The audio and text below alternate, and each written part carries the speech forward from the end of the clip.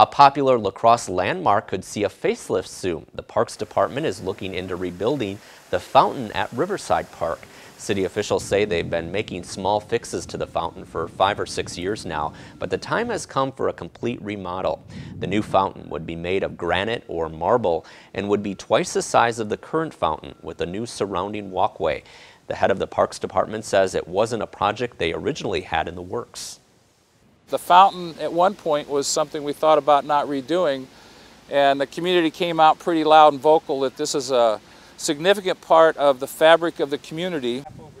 The fountain project is just one part of a larger Riverside Park project that will also include moving and rebuilding the band shell. The new fountain will cost about $600,000 and is being paid for by money the department has received through the city's capital improvement program.